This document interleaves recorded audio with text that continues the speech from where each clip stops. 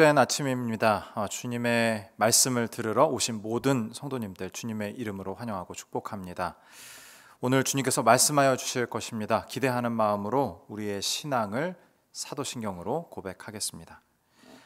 전능하사 천지를 만드신 하나님 아버지를 내가 믿사오며 그 외아들 우리 주 예수 그리스도를 믿사오니 이는 성령으로 잉태하사 동정녀 마리아에게 나시고 본디오 빌라도에게 고난을 받으사 십자가에 못 박혀 죽으시고 장사한 지 사흘 만에 죽은 자 가운데서 다시 살아나시며 하늘에 오르사 전능하신 하나님 우편에 앉아 계시다가 저로서 산 자와 죽은 자를 심판하러 오시리라.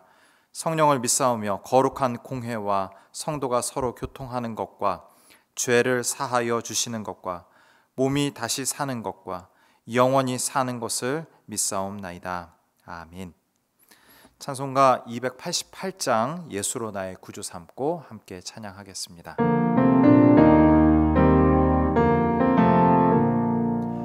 예수를 나의 구주 삼고 성령과 피로써 거듭나니 이 세상에서 내 영혼이 하늘의 영광 누리도다. 이것이 나의 간증이요 이것이 나의 찬송일세. 나 사는 동안 끊임없이 구주를 찬송하리로다. 온전히 주께 맡긴 내 영 사랑의 음성을 듣는 중에 천사들 왕래하는 것과 하늘의 영광 보리로다. 이것이 나의 간증이요 이것이 나의 찬송일세. 나 사는 동안 끊임없이 구주를 찬송하리로다. 주 안에 기쁨 누림으로 마음의 풍랑이 잔잔하니 세상과 나는 간 곳 없고 구속한 주만 보이도다. 이것이 나의 간증이요 이것이 나의 찬송일세. 나 사는 동안 끊임없이 구주를 찬송하리로다. 아멘. 함께 볼 하나님 말씀 느헤미야 13장 6절에서 14절입니다. 느헤미야 13장 6절에서 14절 말씀 함께 보겠습니다.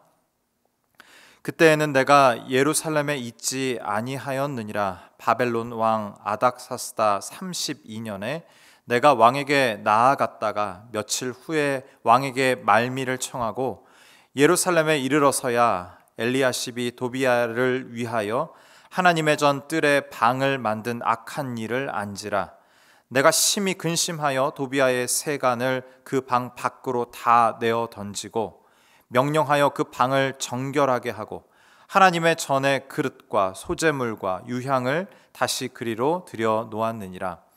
내가 또 알아본즉 레위 사람들이 받을 몫을 주지 아니하였으므로 그 직무를 행하는 레위 사람들과 노래하는 자들이 각각 자기 밭으로 도망하였기로 내가 모든 민장들을 꾸짖어 이르기를 하나님의 전이 어찌하여 버림바 되었느냐 하고 곧 레위 사람을 불러 모아 다시 제자리에 세웠더니 이에 온 유다가 곡식과 새 포도주와 기름의 11조를 가져다가 곡간에 드림으로 내가 제사장 셀레마와 서기관 사독과 레위 사람 부다야를 창고지기로 삼고 마따냐의 손자 삭굴의 아들 하난을 버금으로 삼았나니 이는 그들이 충직한 자로 인정됨이라.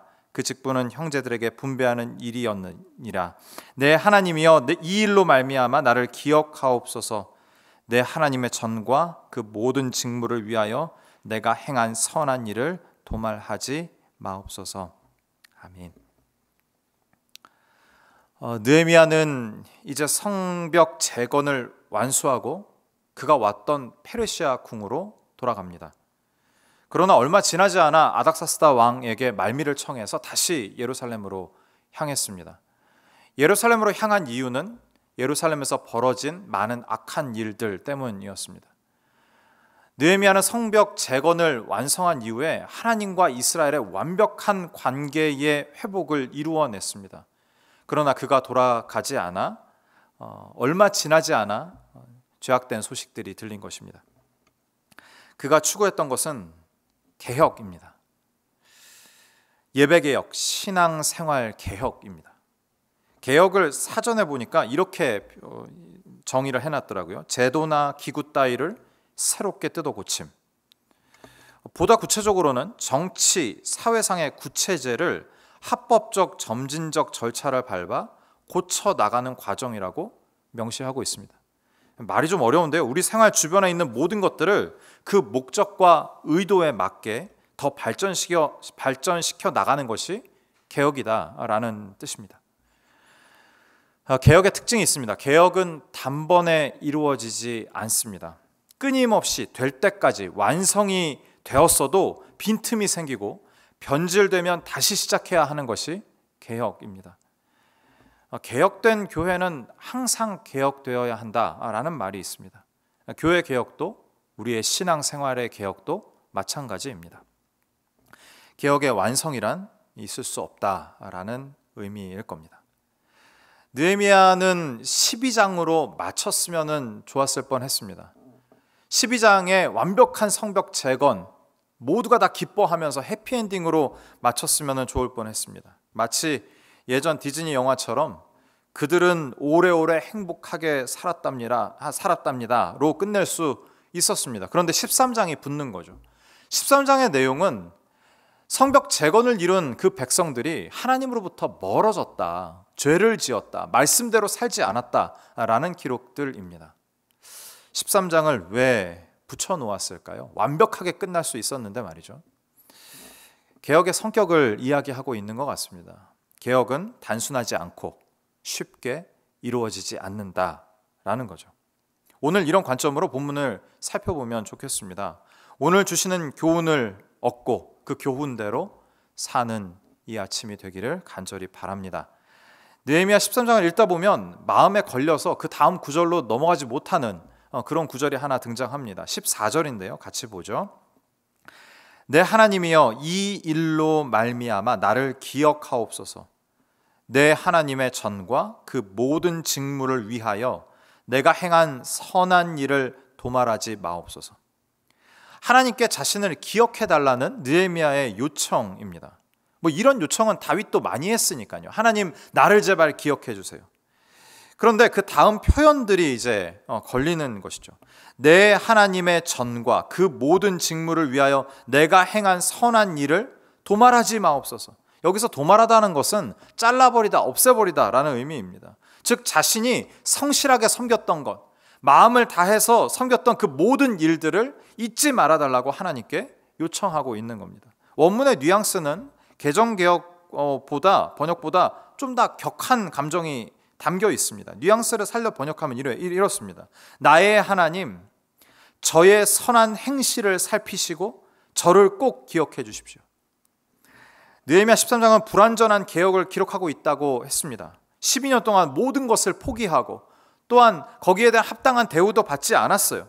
그런 느헤미야가 성벽을 완벽하게 재건한 거죠.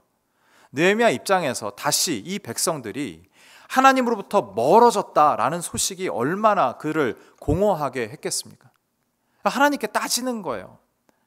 하나님, 이게 대체 뭐예요? 하나님, 내가 그렇게 애써왔던 12년은 대체 뭐예요? 라는 외침과 간청과 기도가 오늘 14절 이 본문입니다. 여기에 살피시고라는 의미는 공정하게, 제발 공정하게 잘 좀 봐주십시오 라는 의미가 담겨 있습니다. 우리는 그가 살았던 세월을 압니다. 또한 그의 마음도 잘 압니다. 그런데 이런 요청은 아무리 그가 그렇게 살았더라도 하나님께 대한 이런 요청은 조금 마음이 불편한 것이 사실입니다. 왜 그럴까 생각해 보면 느헤미야의 전적인 헌신으로 시작되고 완성된 일이지만 그 결과가 자신의 마음에 딱 맞지 않아도 하나님께 이렇게 말할 수 있는가라는 생각 때문입니다. 그렇습니다. 본문을 읽을 때 바로 이 지점이 마음을 좀 불편하게 만드는 지점입니다. 만약 느헤미야의 의도가 그렇지 않았다면 느헤미야가 참 억울한 일일 거죠. 느헤미야를 억울하게 만드는 일이 없도록 오늘 이 느헤미야 13장, 특별히 이 14절을 유심히 관찰하고 또 그 의미를 새겼으면 좋겠습니다. 느헤미야가 13장에서 보여준 모습을 살펴보기를 원합니다. 느헤미야가 어떤 삶을 살아왔는지, 또 13장에서는 느헤미야가 어떻게 반응하는지 말이죠. 12년, 이게 말이 12년이죠. 자신의 모든 것들을 포기하고 왔잖아요. 자신의 가족도 자녀도 자신의 모든 거처를 포기하고 예루살렘으로 달려온 사람이 느헤미야입니다. 그리고 이곳에서 성벽 재건을 위해 12년을 봉사했습니다. 성벽 재건이 쉽지 않았죠. 우리가 본문을 읽으면서 잘 알고 있습니다. 방해하는 사람도 많았고 공격하는 이들도 있었습니다. 그렇지만 그들을 잘 설득하면서 이루어낸 것이 성벽 재건입니다. 그리고 12장의 완성을 경험하고 뿌듯한 마음으로 페르시아로 돌아간 겁니다. 그런데 다시 슬픈 소식, 하나님 말씀대로 살지 않는다라는 소식이 들리자마자 아닥사스다를 찾아가는 거죠. 그리고 말미를 요청해서 다시 예루살렘으로 향합니다. 쉬고 싶은 느헤미야, 그러지 않겠습니까? 그러나 다시 달려가는 느헤미야. 오늘 13장의 느헤미야는 딱 그런 인물입니다. 또 13장에 기록된 예루살렘에 있던 이스라엘 백성들의 과오는 예전에 그들이 저질렀던 과오에 비하면 아주 가벼운 것들입니다. 그럼에도 불구하고 느헤미야는 급한 마음으로 예루살렘으로 달려가고 있습니다. 그리고 이 모든 일들을 다 정리한 이후에 14절 오늘의 이 요청을 주님께 드리는 것이죠. 나의 하나님, 저의 선한 행실을 살피시고 저를 꼭 기억해 주십시오. 다시 느헤미야의 요청을 보니 좀 다르게 다가옵니다. 그리고 비슷한 기도를 하는 것 같지만 질적으로 차이가 나는 저의 기도를 비교하게 됐습니다. 저는 언제 이런 기도할까요?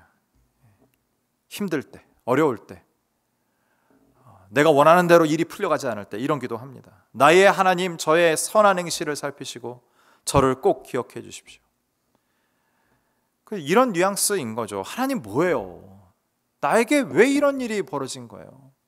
내가 주의 백성과 주의 교회를 위해서 애써온 그 시간을 잊으셨습니까? 기억하지 못하시는 겁니까? 공평하게 주님 살펴봐 주세요. 이런 뉘앙스로 저는 기도했다면 느헤미야의 이 요청은 완전히 다른 거죠. 느헤미야의 기도는 하나님을 향한 당돌한 요구가 아닙니다. 오히려 당찬 포부라 해야 할 것입니다. 느헤미야의 이 요청은 하나님, 지난 제 12년을 보셨잖아요. 기억하시죠? 그 시간이 헛된 시간이 아니죠. 하나님 앞에 확인받고 싶었을 것입니다. 지금 보이는 모습은 실망할 것뿐이지만 이렇게 끝나지 않는 거죠. 끝이 허무하지 않겠죠. 하나님만 기억해 주시면 내가 다시금 이 백성들과 다시 성벽을 재건하고 하나님과의 관계를 회복하겠습니다 라고 주님께 확인받고 또 자신의 마음을 다잡으려는 느헤미야의 당찬 포부라고 우리는 이해해야 할 것입니다. 우리도 느헤미야와 같은 당찬 포부를 주님께 올려드려야 하지 않겠습니까? 나에게 맡겨주신 하루, 지난 모든 시간 성실히 살았던 것처럼 앞으로도 그렇게 살겠다고. 어느 날 그럴 때 있잖아요. 성실히 살았는데 갑자기 허무해질 때 말이죠. 가슴에 찬바람이 휘휘 불 때 있잖아요. 그때에 느헤미야처럼 하나님께 다시금 간구하며 요청하고 확인받는 거예요. 하나님, 지난 나의 애씀과 지난 나의 마음을 쓰는 그 모든 시간들이 헛된 것이 아니죠. 하나님이 보셨잖아요. 주님만 인정하시면 앞으로도 그렇게 그 길을 묵묵히 걸어가겠습니다 라는 기도를 주님께 올려야 할 줄 압니다. 우리 예수님도 그러셨습니다. 사람들의 시기와 질투, 살해의 위협 속에서도 맡겨주신 사명을 끝까지 감당하셨습니다. 매일 우리처럼 이 새벽에 주님께 나와 기도하셨지 않습니까? 얼마나 답답하셨을까요? 얼마나 크고 다양한 마음의 상처를 입으셨을까요? 하나님께 간구하며 상한 마음을 다 쏟아 놓으시고 기도를 마치실 때에는 느헤미야처럼 아버지만 알아주시면, 기억해 주시면 돼요. 다시 해볼게요. 다시 달려갈게요. 그렇게 당찬 포부를 주님께 올려드리신 줄 믿습니다. 오늘 이 아침 우리 모두 느헤미야처럼, 예수님처럼 주님께 당찬 포부를 올려드리기를 원합니다. 오직 주님만이 기억하시면 됐습니다.